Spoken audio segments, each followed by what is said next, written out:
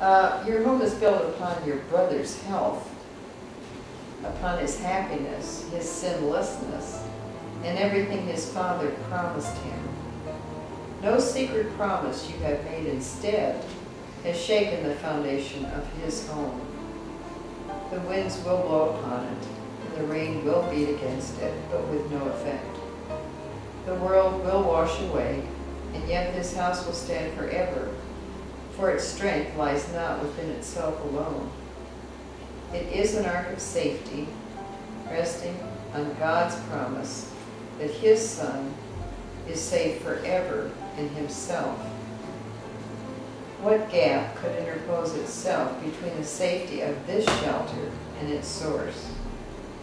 From here, the body can be seen as what it is, and neither less nor more in worth than the extent to which it can be used to liberate God's Son unto his home. And with this holy purpose, it is made a home of holiness a little while, because it shares your Father's will with you.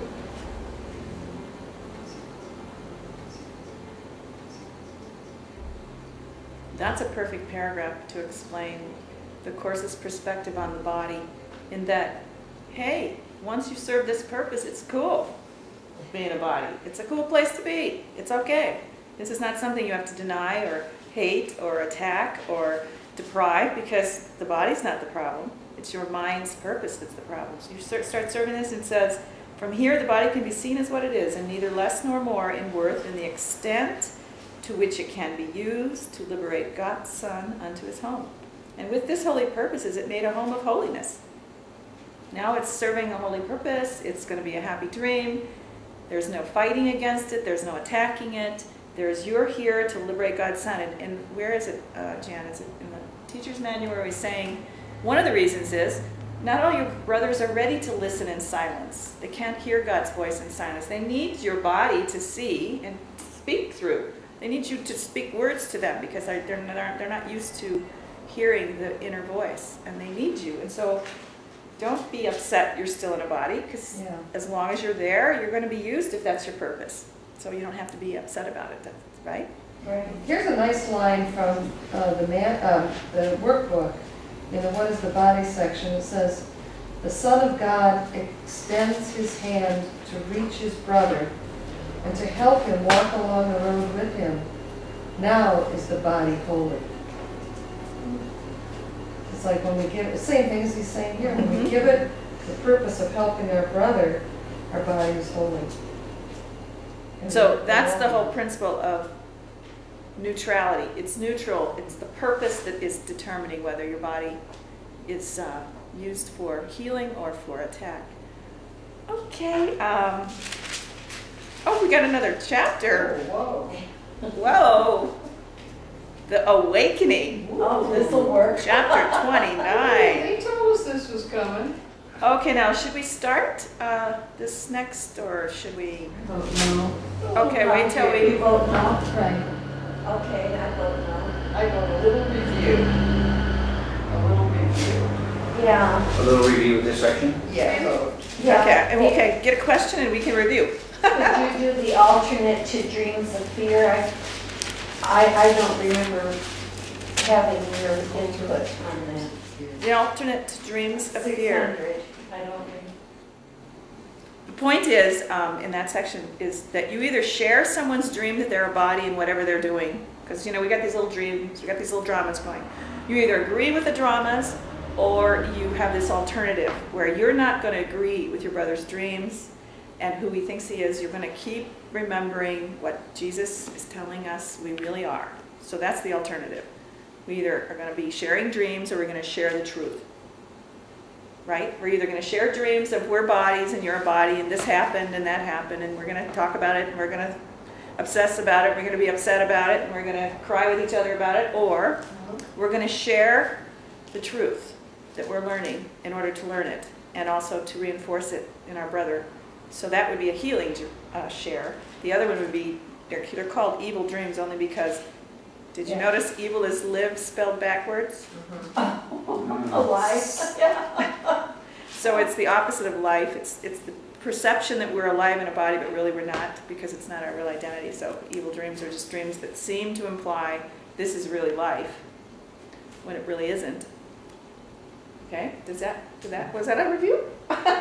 Very short review. Very short. And so the alternative to dreams of fear is God. God's perspective, God's thought system is the alternative to the ego's fearful thought system. Sentence 6 in paragraph 1. Yeah? Read it. God is the alternate to dreams of fear. There it That's is. what you said. Who shares in them can never share in him, but who withdraws his mind from sharing them is sharing him. There is no other choice. We are either as God says we are, or we are this dream image, playing out our drama. That knowing that your spirit, faced with an event where you get to make your decision, am I going to think with the Holy Spirit, am I going to think with the ego? And then from that, taking yourself out of the body form, when you say I'm not a body, then It helps me to think in terms of mind. mind. Mind and spirit are really the same thing. So it's like, I'm a mind and I can choose. That helps me. What to my perspective. disidentify with the body. Yeah, because really what we're doing is we're changing our perspective of the meaning of an event, right?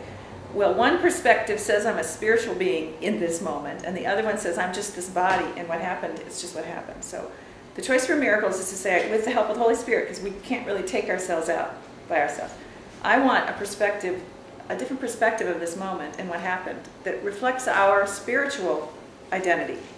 That reflects a perspective that teaches me about who I really am. I don't want this one that I have chosen and is causing me distress because it's not feeling good. I want a truer perspective. So that's the Holy Spirit's here, is to help us see a perspective of meaning that reflects a spiritual identity for each party in any event. Does that show up for you as like understanding? Yes, and it's gradual and it's practice. You take one event, gradually this starts to be so real, it becomes more and more a part of your automatic perception. But in the beginning, it's effort. It's like, I got to remember. Yeah. Wake up. I know. You're caught in this thing again. Would you be quiet and sit still for a minute and get a new perspective? But gradually, like anything that you learn, muscles, you build muscles, Pretty soon he's like, I can be distressed much shorter period of time before I go, okay, now wait a minute, get real. Now, I'm off. Let's go. Let's get right. This is a spiritual moment. I'm a spiritual being, and there's a spiritual perspective. And I'm lost in a physical one right now, and it's causing me distress. Because anything physical is going to create fear because of the premise that you're just the vulnerable body that will die. You can't be a physical interpreted moment and not end up frightened because it's such a limited identity compared to what we are.